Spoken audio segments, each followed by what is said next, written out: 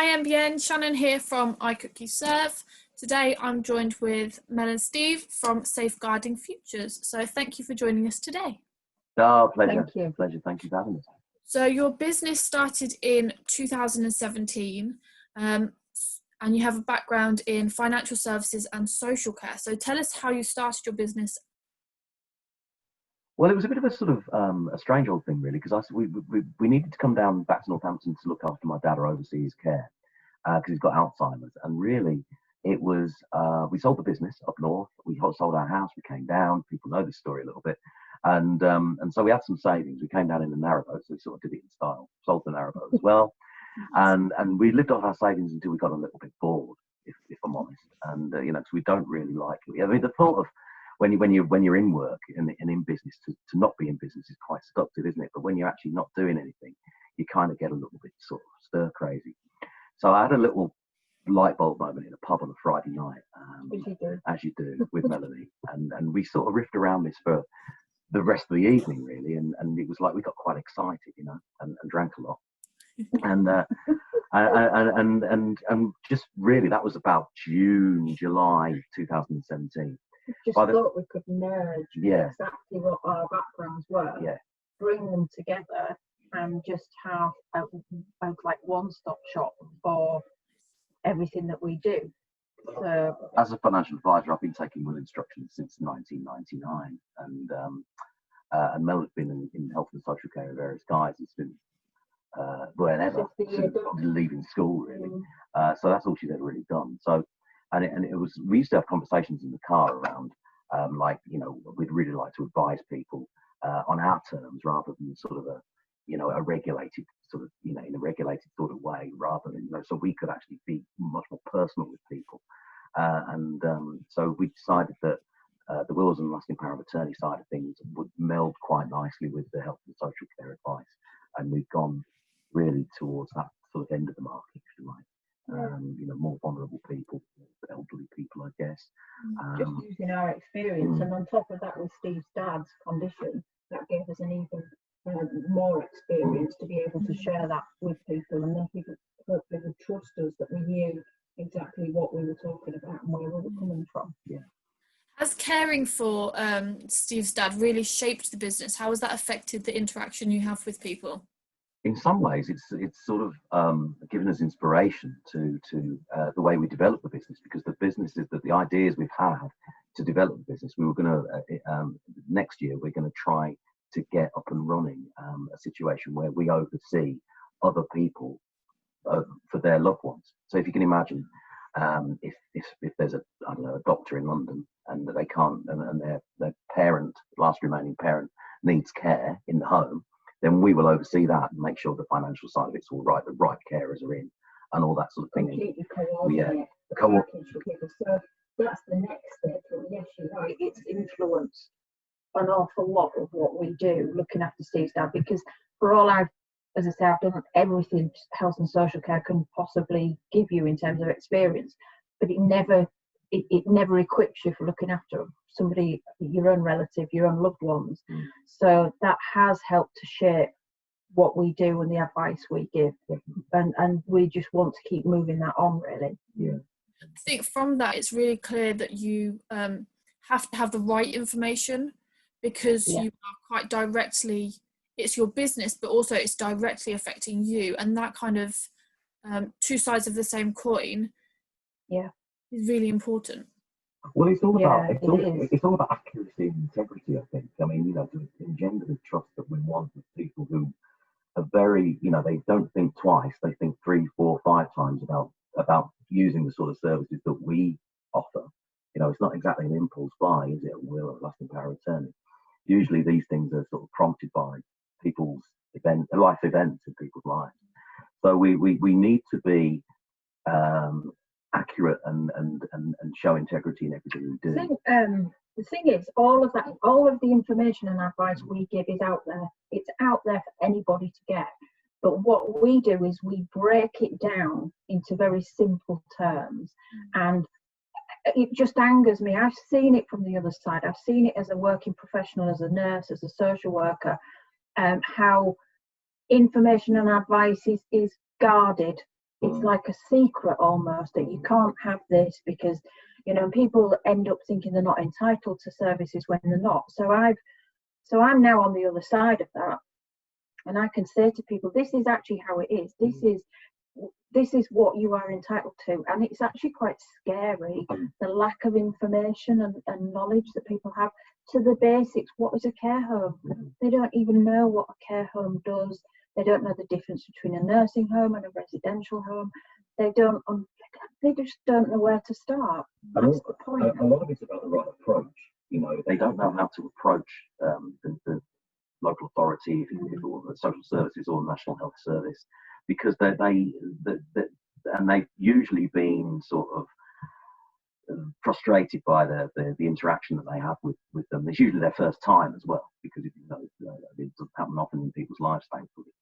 And we can sort of tell them how to approach it, forms of words, kind of the sort of level of belligerence and you know, that they need to have. It's the knowledge is power of it as well. And on the back of that, we set up a Facebook page, which was the Health and Social Care Support page, and that's massively increased in membership, because again, it's real-time advice. It's as soon as people post on there, myself or Steve are straight in there, pretty much like, this is what you need to know, these are your rights, and it's great. And if you need anything else, let us know. You know what I mean? We just free advice. Again, sorry.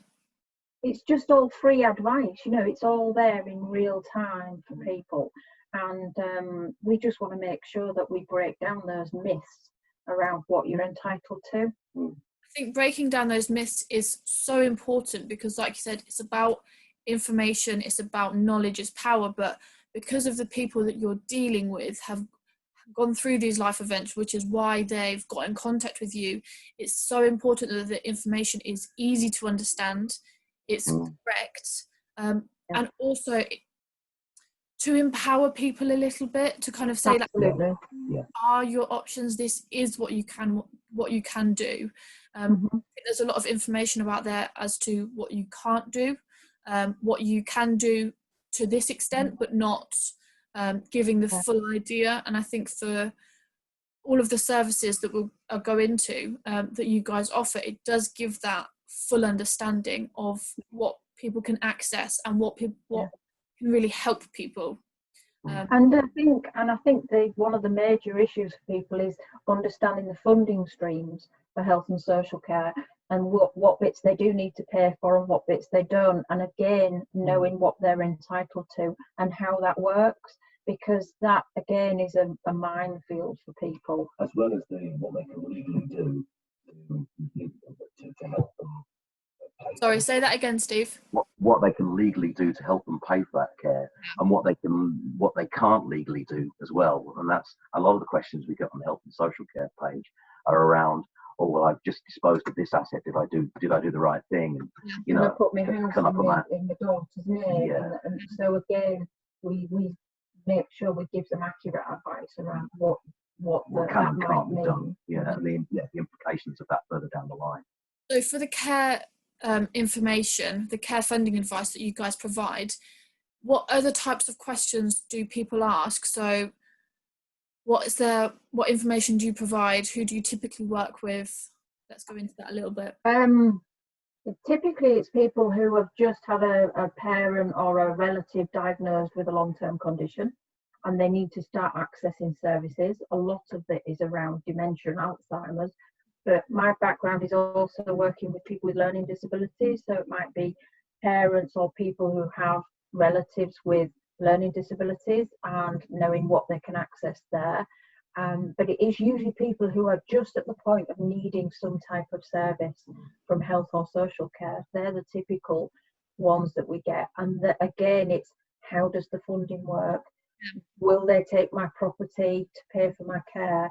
What can I legally do with my savings?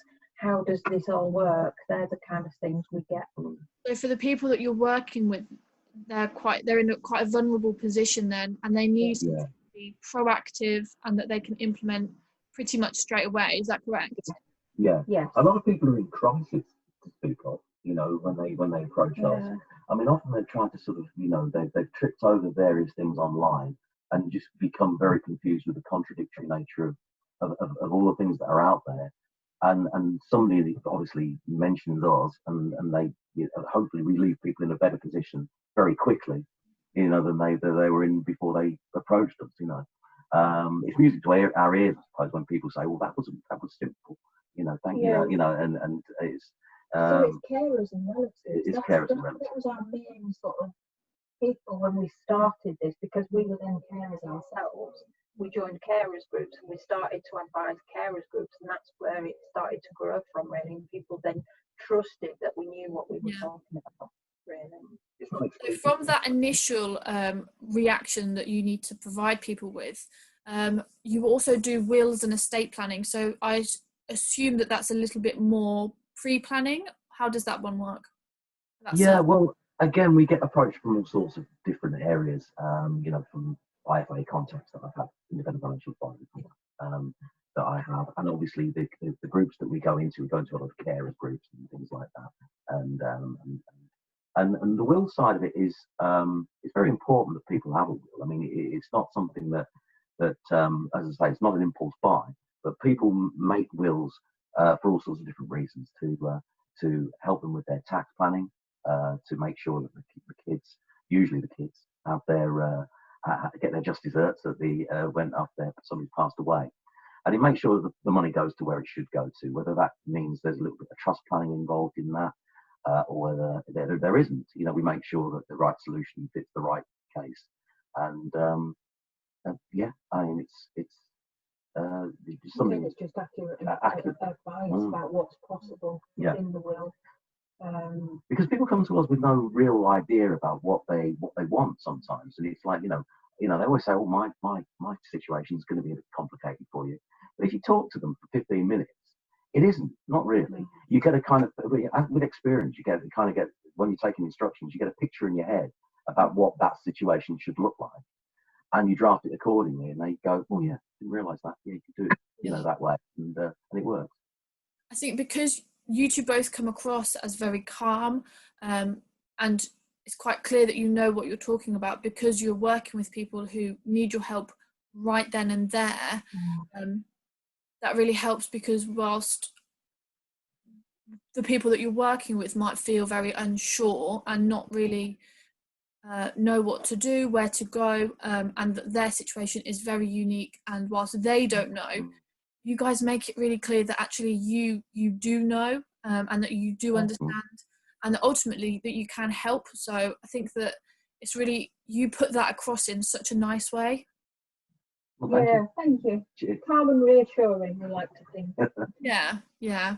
So from the wills, is it quite a direct link to the powers of attorney, or is there? Yes. Well, I think one of the things we always say is that people get confused around the nature of both of these. So what we tend to say is the lasting power of attorney is about making decisions at this side of the grave, to use a phrase we use, and a will is about the decisions that are made at beyond the grave. Yes. So there is a link, but it's about the timing of that, and the lasting power of attorney. Again, a lot of people don't understand this and don't understand the need for it. But when the Mental Capacity Act came into being in 2005, it was a legal framework, because in law, no person over the age of 18 can make a decision on behalf of another adult without having a power of attorney in place. So that was where the lasting powers of attorney came about, why they came about following that act.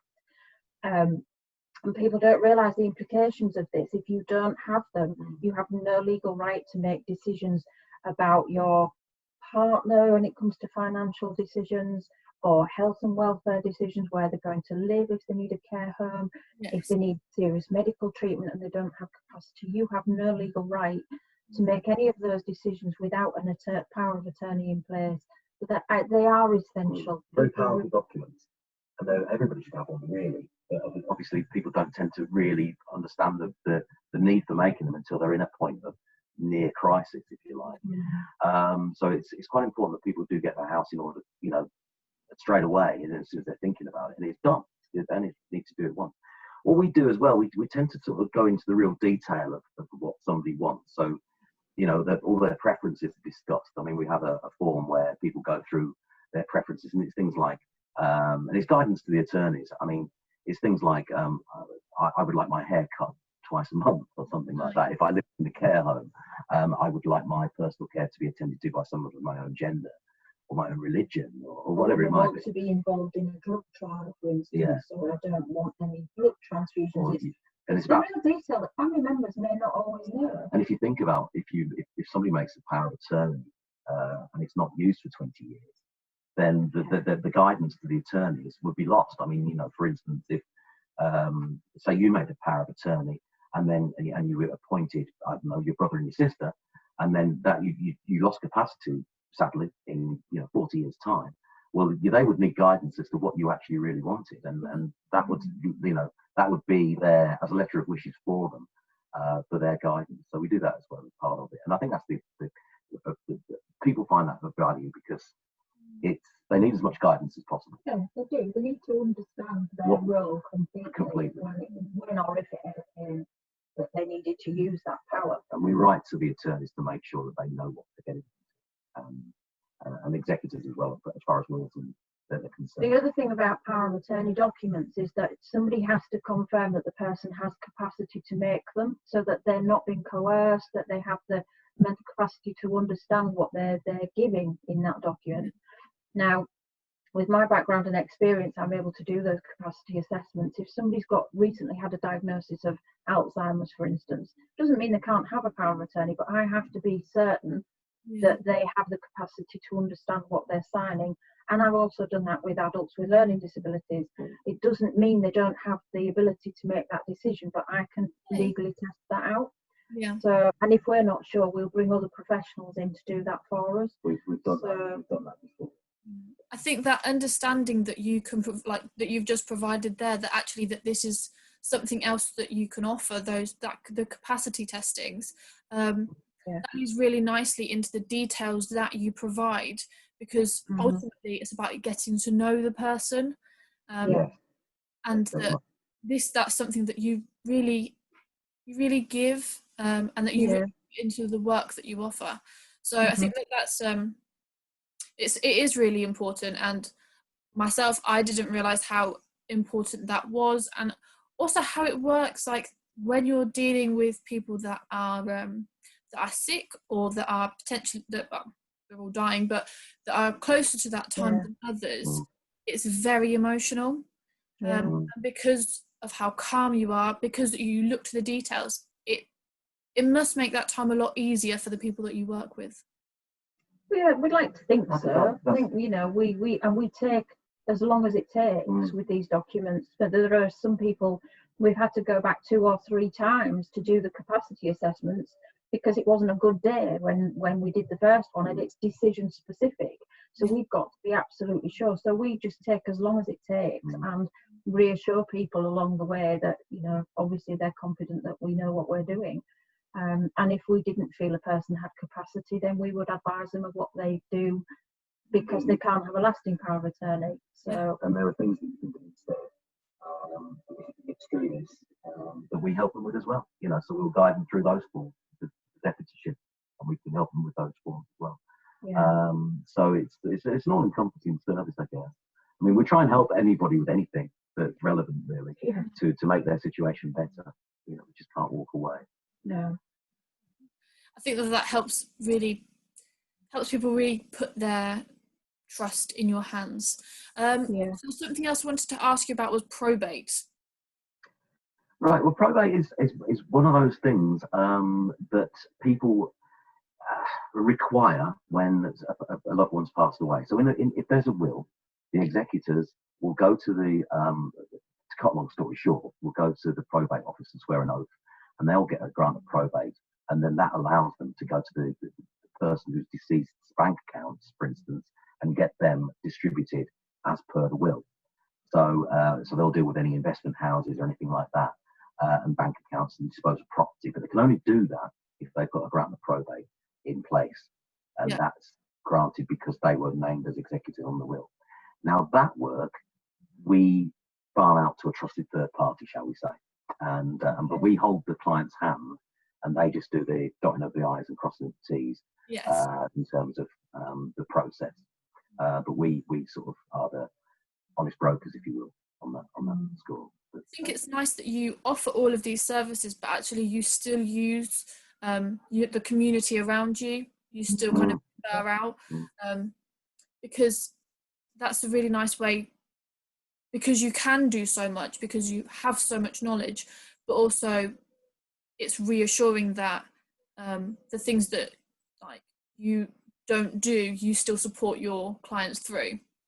Yeah, we like to think we have like trusted providers, if you like, that we use. You know, we all build up that network of people that we trust and we use, and that's what we do as well. So we would only signpost to people that we would trust to give the right advice as well. That's usually financial advice, you know, the regulated financial advice. And I know what that looks like, and I know who I can trust because I've been one. And the other part of it is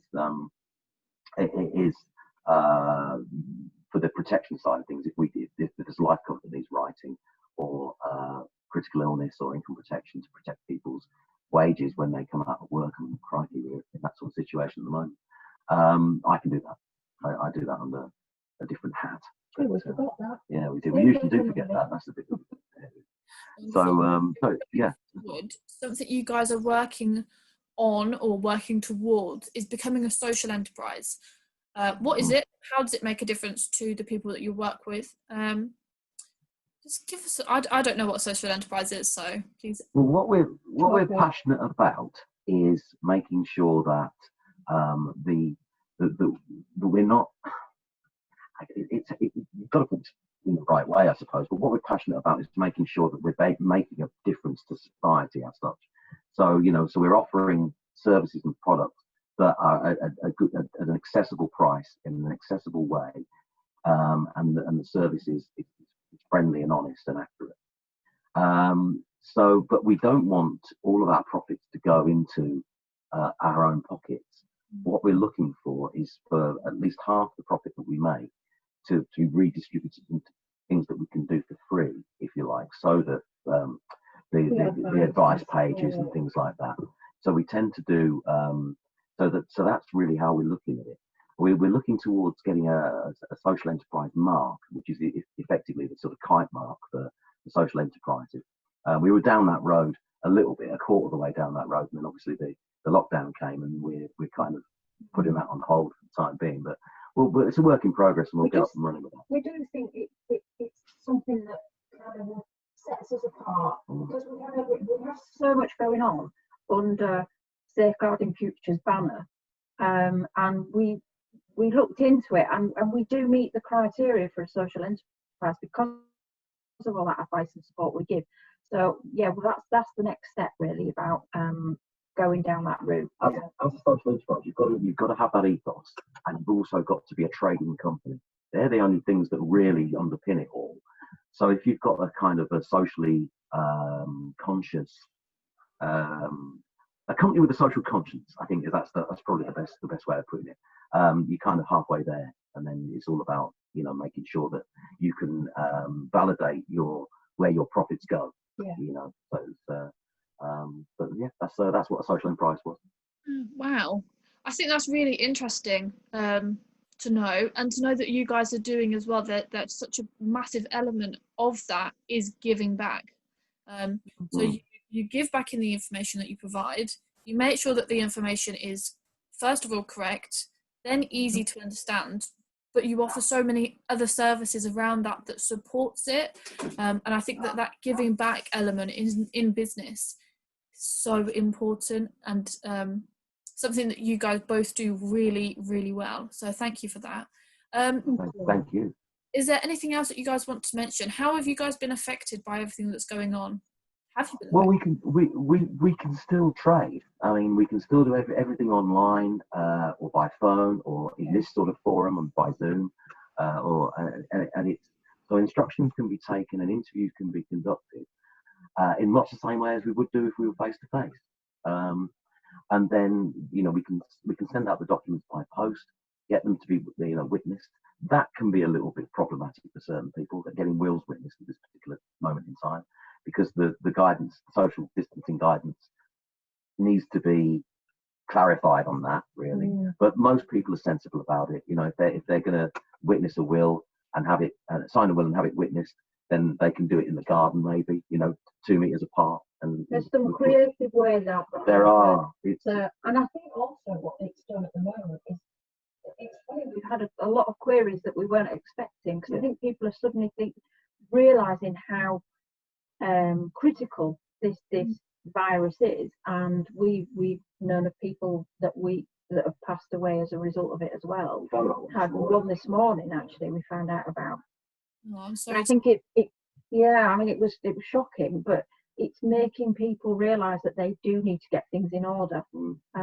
So actually, you know, that's a good thing from their point of view, because it makes people focus on what's important, I guess.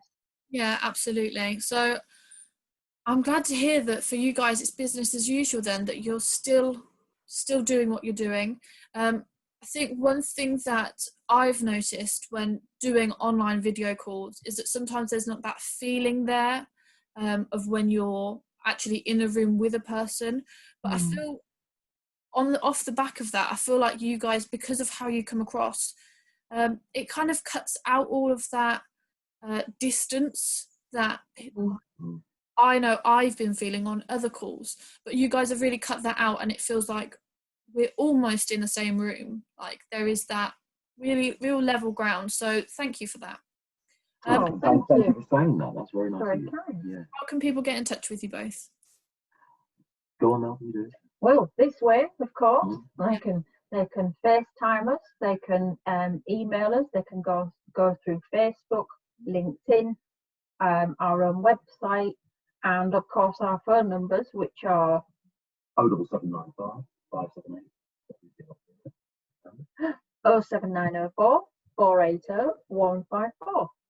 Very nice. Well, thank you both for joining us today. And absolute pleasure. Thank you for having us. Thank you, Sean, and enjoyed that. Really do enjoy it. You're very welcome. Take care. And you. Bye-bye. Bye.